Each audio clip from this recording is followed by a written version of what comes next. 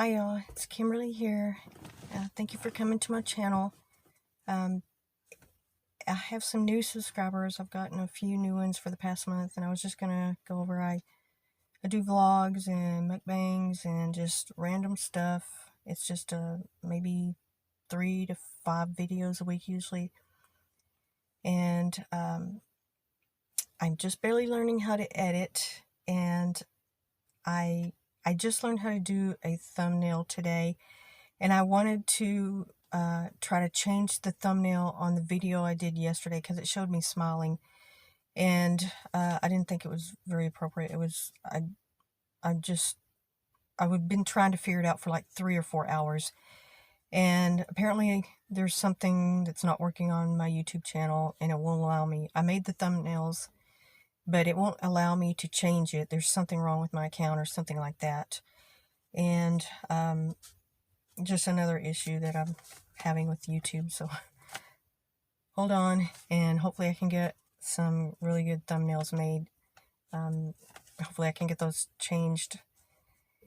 Well, today I'm just gonna kind of recap a little bit over what happened yesterday, April 2nd, around 1 o'clock. No, 25-year-old Noah Green, which I reported he was 26 yesterday, but I found there's several reports say he was 25. But he rammed his car into the barricade, and he hit 2 police officers, and he jumped out of his car with a knife. They immediately shot him. He died, I think, either en route to the hospital or at the hospital. And one of the police officers, he slashed him, I think, in the face. And that police officer has since died. And the officer that died was William Billy Evans. And I said he was an 18-year veteran yesterday, but I also found out that he has 2 children. And that's really sad, and his friends and family are mourning him. And President Biden also ordered that the Whitehouse flags be lowered to half-staff in honor of him. And this Noah Green, he texted his brother, Brendan Green, the night before and stated something, I'm sorry, but I'm just going to go and live and be homeless. Thank you for everything that you have done. I looked up to you when I was a kid. You inspired me a lot. And months before that attack, he moved to Botswana, and he had suicidal thoughts, and he was in bad shape. His brother was saying that he asked to move in with him. And his brother also said that he suffered from delusion, depression, and paranoia. And after, in 2019, he was drugged with Xanax. And I didn't understand if that meant that was an accident or if that was a diagnosis that he was prescribed that prescription drug. So it wasn't clear. So I don't know if he took an overdose of that, and it caused him to have mental illnesses or exacerbated his mental illness, because he wouldn't have been prescribed it if he didn't have some kind of mental issues.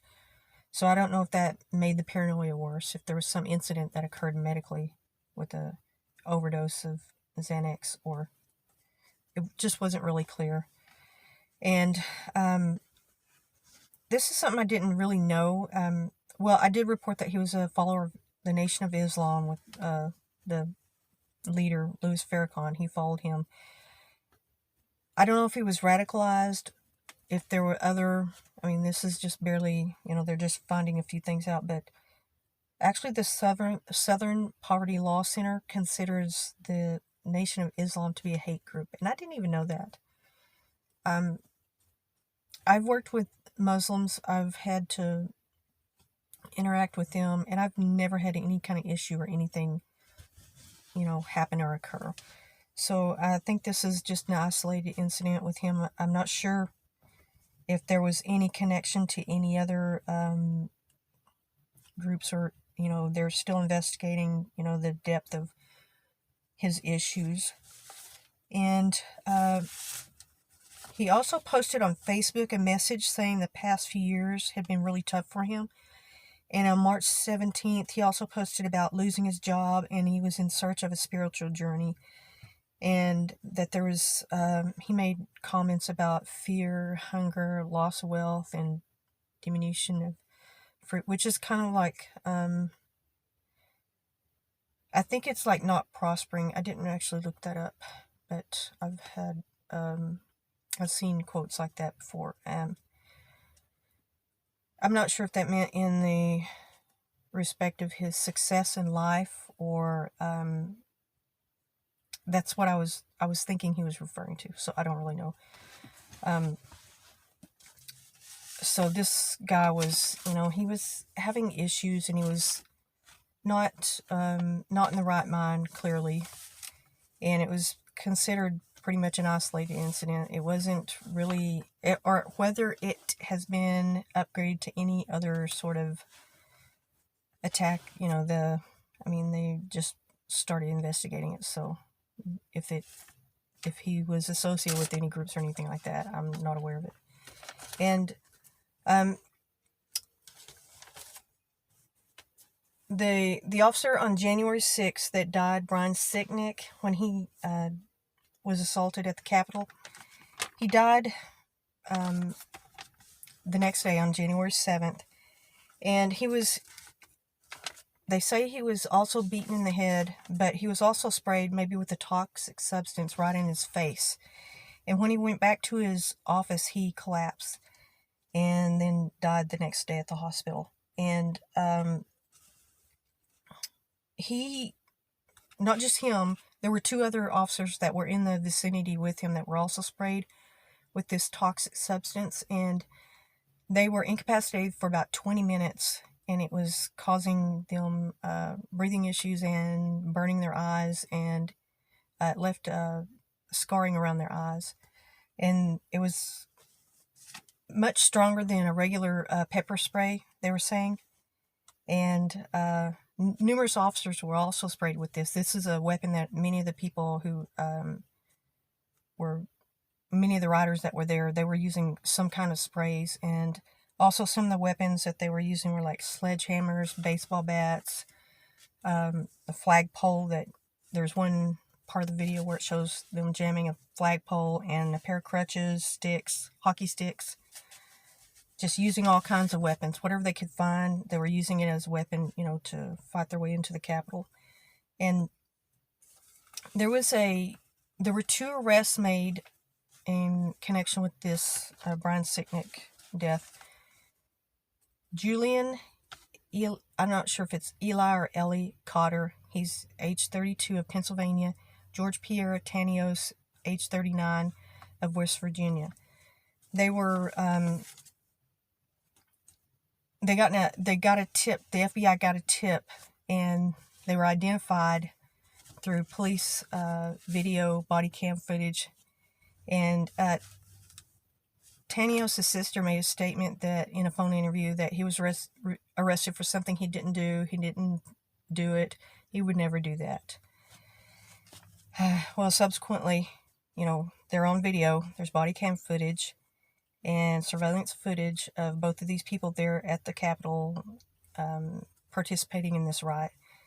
And both of them owned food businesses, and one of them has been closed down. There was a lease signed in the building of one of the, I'm not sure which man owned which building. It's had an effect on their family. One of them lost their business, and another, their family's trying to defend them. So these consequences are, really catching up to these people. They're being arrested, and they were, actually, I think they were arrested around, I think it was maybe March 15th, or around that time. And they also got a video of Cotter asking for the toxic spray, and it was a coordinated effort between these two. They grew up together in New Jersey, so they knew each other, and they kept in contact somehow. They still had a friendship. They both went to the Capitol together, and actually, whether they were together or not, I'm not sure, but they were arrested at the same time, in different states, though. They did grow up and, I guess, moved to different states, but they were friends when they were younger. And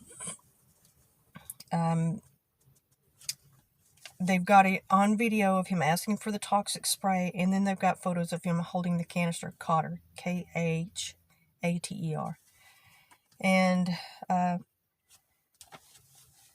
they used it on the spray, or allegedly used it on Brian Sicknick, and whether that was something that affected him, if it caused his death, that's not really clear yet. They haven't made any statements as to whether if he died from that, or if it was from a physical injury from an assault. And I do recall that he was hit in the head. And some of the officers, the things that were done to them, they were dragged, choked, punched, dragged down the stairs, choked, beaten, sprayed with the toxic chemical. So just about any weapon was used, and any technique to take these officers down. So they really put up a fight trying to defend the Capitol.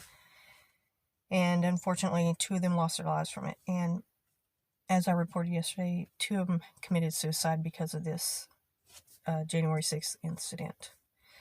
Okay, that's all I have on this for today, and I will be back tomorrow with another video.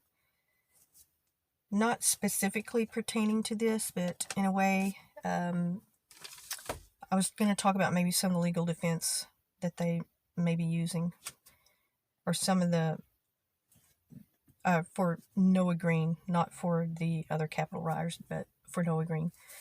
Okay, thank you, and I'll be back tomorrow.